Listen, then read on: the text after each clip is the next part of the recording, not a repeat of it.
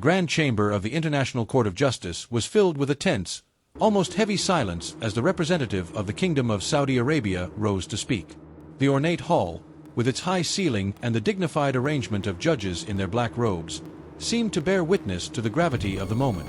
This was not an ordinary session. The subject at hand was one of the most urgent and emotionally charged issues before the court in recent years: the humanitarian catastrophe unfolding in the occupied Palestinian territories, particularly the Gaza Strip. Addressing the presiding judge with the formal courtesy expected in such settings, the Saudi representative began, "Mr. President, distinguished members of the court, it is an honor for me to appear before you to present my country's views on a matter of critical importance for the United Nations, all states, and in particular, for the Palestinian people." The words were measured, deliberate, but beneath them was a current of moral urgency. He quickly added his congratulations to the president of the court for assuming his role, a gesture of respect that underscored the solemnity of the proceedings.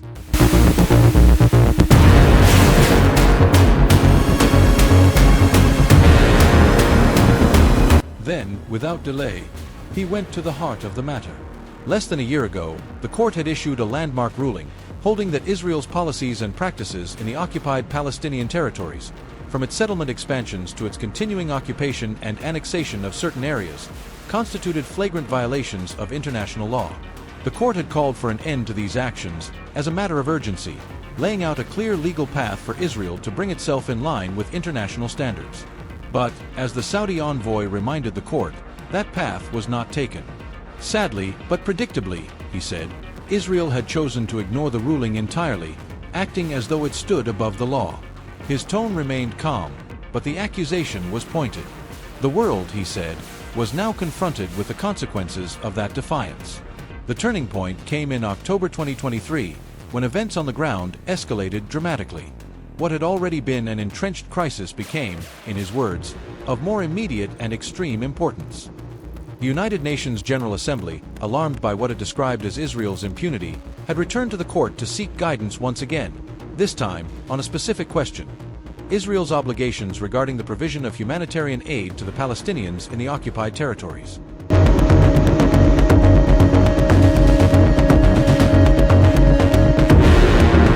The Saudi representative painted a grim picture of the situation.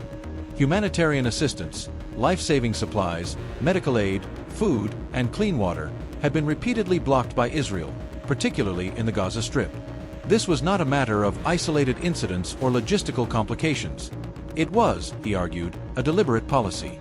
Most egregiously, he said, Israel has continuously blockaded the provision of humanitarian, life-saving, and other desperately needed assistance. Nothing justifies such barbarity. He described the siege conditions imposed on Gaza since October 2023 in stark, unflinching terms. Diseases were spreading unchecked due to the collapse of sanitation systems. Access to clean water was virtually non-existent. Food shortages were severe, leaving many on the brink of starvation. Shelter was either inadequate or completely absent. Medical care was stretched beyond breaking point. While there had been brief pauses in the blockade, they were temporary and unpredictable.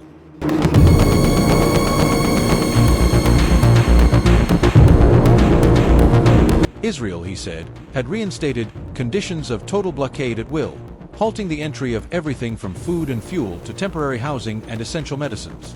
According to his statement, this was not simply an act of collective punishment. He framed it as part of a larger, more chilling strategy, a means for bringing about the ethnic cleansing of the Gaza Strip, intended to displace or kill its Palestinian inhabitants to make room for Israeli settlement and eventual annexation. Israel's failure to ensure and facilitate humanitarian assistance, he said, would surely be seen as an integral part of this crime against humanity.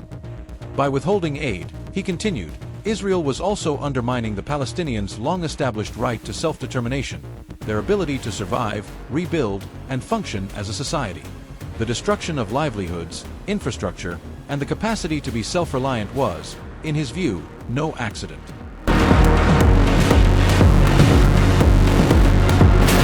The court, he reminded the assembled judges, was already aware of the dire conditions in Gaza. In fact, it had issued provisional measures in the case of South Africa versus Israel on 3 separate occasions, ordering Israel to take all necessary and effective measures to ensure humanitarian aid reached those in need. But those orders, like so many others from international bodies, were ignored. Instead, the Saudi envoy said, Israel had exacerbated the humanitarian crisis, turning Gaza into an unlivable pile of rubble and killing thousands in the process.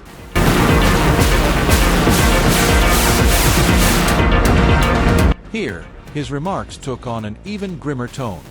As of mid-April 2024, he said, the death toll in Gaza had reached approximately 51,000, including 15,000 children. Over 116,000 people had been wounded. These numbers continued to climb daily, even during so-called ceasefires. The reason, he alleged, was that Israel's military had removed all restraints on killing civilians. He described over 40,000 airstrikes on the narrow strip of land, the use of artificial intelligence to select targets, the establishment of kill zones, where anyone crossing invisible lines, women and children included, was shot on sight. Even safe zones, he claimed, were bombed without warning. Adding to the devastation, he said, Israel had systematically destroyed hospitals, water infrastructure, farmland, bakeries, and homes. Requests from international organizations to bring in equipment for clearing thousands of unexploded munitions had been denied, leaving civilians, including children, at constant risk of being killed or maimed. This was the context, he stressed, in which the General Assembly had asked the court to clarify Israel's legal obligations. The urgency was self-evident, lives depended on it. But the Saudi representative also emphasized that the harm was not limited to the Palestinians alone. Israel's conduct, he argued, struck at the heart of the legal and operational framework that allowed the UN and humanitarian organizations to function. The court's opinion, he said, was needed not only to protect Palestinian rights, but also to safeguard the principles that underpin humanitarian action globally.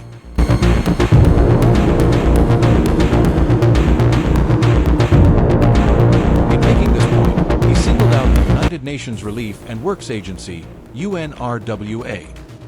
Since 1949, UNRWA had been central to protecting the rights and welfare of Palestinian refugees, providing healthcare, education, food, and other basic services to around 5 million people.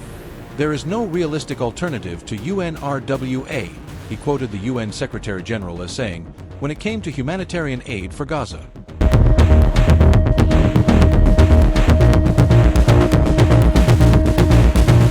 Israel's hostility toward UNRWA, he argued, was long-standing, but had escalated dramatically since October 2023. According to his account, more than 200 UNRWA employees had been killed. The agency's facilities had been attacked, destroyed, and looted. Warehouses had been ransacked, supplies blocked, and even UNRWA premises in Jerusalem had been burned by a mob while Israeli police stood by. Israel had also ordered the agency to vacate its offices in occupied East Jerusalem and passed laws prohibiting contact with it. Laws that effectively criminalized UNRWA's work in territory Israel illegally claimed. The accusations Israel leveled against UNRWA, that it lacked neutrality, promoted bias, or had been infiltrated by Hamas, had been investigated and dismissed, he noted. An independent review led by a former French foreign minister found Israel's claims to be unsubstantiated and lacking credible evidence.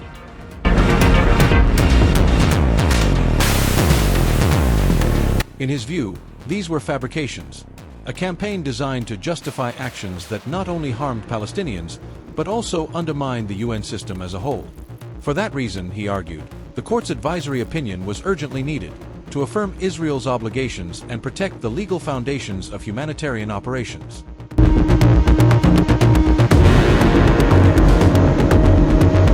Turning briefly to legal technicalities, the Saudi representative said his country's position, shared by almost every other state involved in the proceedings, was that the court clearly had jurisdiction to issue the requested advisory opinion.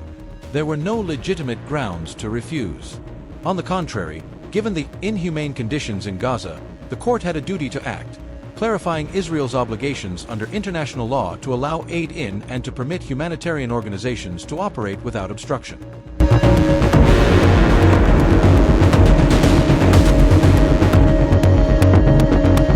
He addressed an argument made by a small minority of states, that the court should not issue the opinion because doing so would require extensive fact-finding, or because the question posed was biased.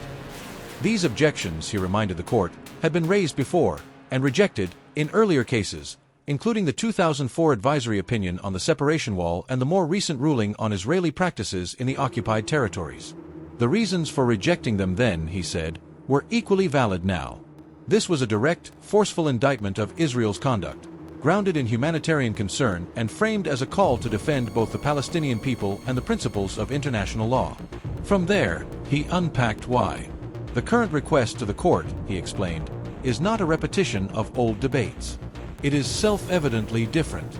Previous advisory opinions had not explicitly dealt with a crucial question now on the table: Israel's legal obligations to ensure and facilitate the delivery of humanitarian aid by the United Nations, other international organizations, and third-party states to Palestinians under occupation.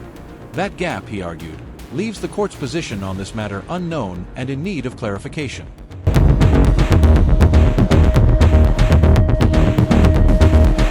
And as for the idea that giving such an opinion would somehow interfere with the genocide case, he called that argument flawed for obvious reasons. The genocide proceedings focus narrowly on whether Israel's conduct in Gaza demonstrates the intent required under Article 2 of the Genocide Convention. But the current proceedings have a broader, different focus, defining Israel's obligations to allow humanitarian and other essential aid throughout all occupied Palestinian territories. The court here is not being asked to judge genocide. It is being asked to clarify duties under humanitarian and human rights law. The envoy leaned in slightly toward the microphone, driving the point home. The two matters are distinct. Giving clarity on humanitarian obligations does not prejudge the outcome of the genocide case.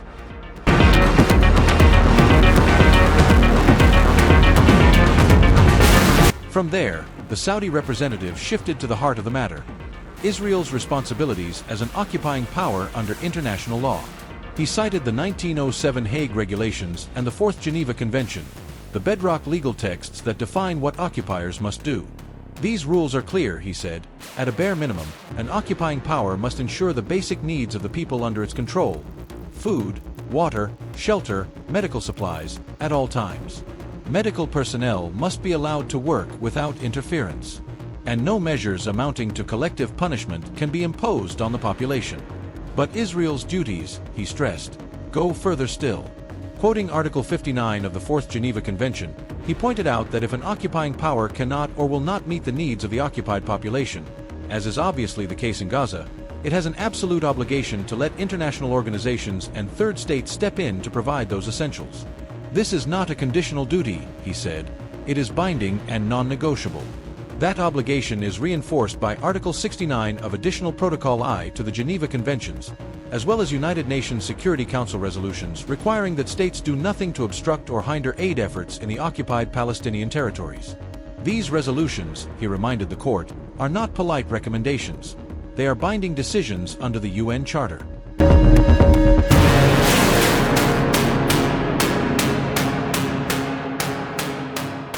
The speech then shifted toward Israel's obligations under international human rights law, obligations that apply alongside the humanitarian rules. Occupation does not suspend them. Israel, he argued, must respect and protect the fundamental rights of the Palestinians, including the right to life, to the highest attainable standard of health, to adequate food, clothing, housing, water, and education. If Israel blocks the UN or other international actors from delivering these services, it is violating those human rights obligations. And because Israel is a UN member state and a party to the UN Convention on the Privileges and Immunities of the United Nations, it has specific duties toward the UN and its agencies.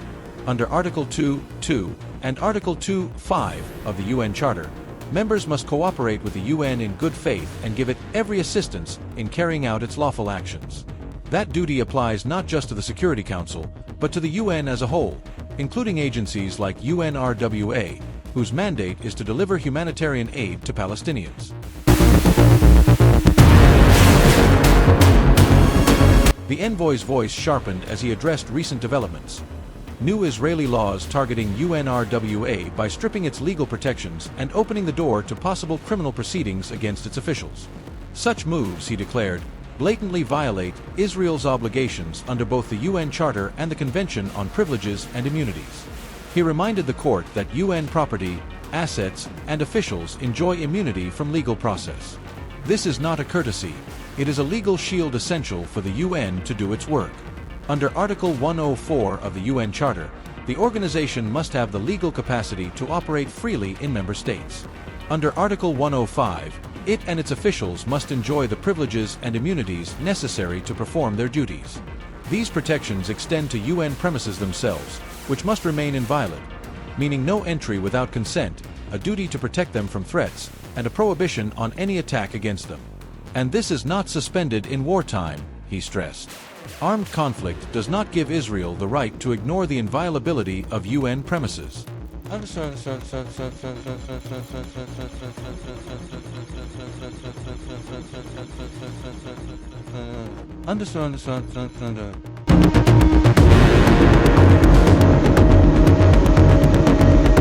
the speech moved to what many in the room knew was the most politically sensitive point: the Palestinian right to self-determination. The Saudi envoy called it a jus cogens norm, a highest-order principle of international law from which no derogation is permitted. At the very least, he said, this means that Palestinians must be allowed to receive humanitarian and development aid from those willing to provide it, so they can build the capacity to govern themselves and achieve independence. Israel's refusal to permit such aid, combined with what he described as unspeakable violence against the Palestinian people, he said, only strengthens fears about its ultimate intentions. This is why, he argued, the court's voice matters, to clearly define Israel's legal duties and prevent the worst fears from becoming reality.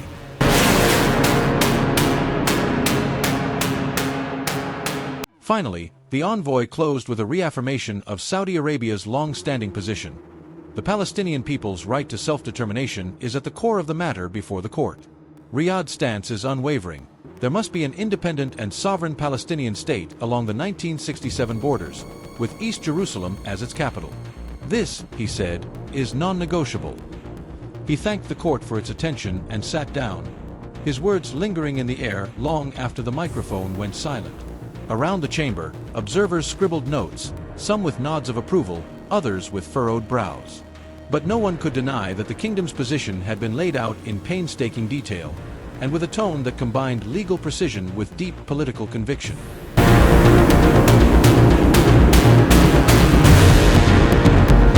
This was not just a legal statement, it was a diplomatic signal.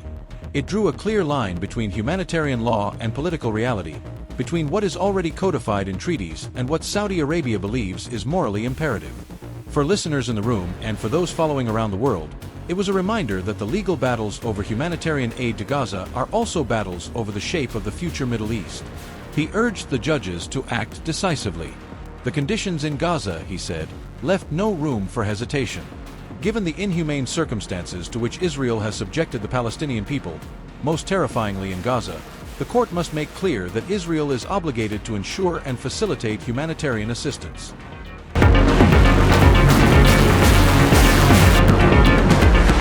The speech closed not with anger, but with a sober reminder. The rights of the Palestinian people have been a matter of global concern since 1947, when the UN General Assembly first addressed the question of Palestine. That history, he implied, demands that the world act now, not with words alone, but with binding clarity on the law. When he stepped back from the podium, the room remained still. It was not the stillness of indifference, but of weight, the weight of allegations that were not abstract, but grounded in human suffering on a massive scale.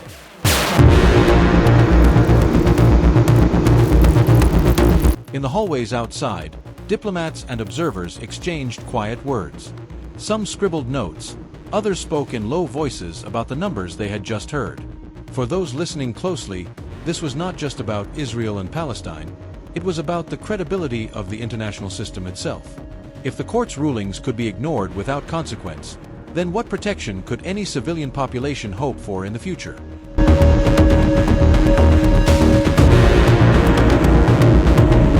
The Saudi envoy had made his position clear.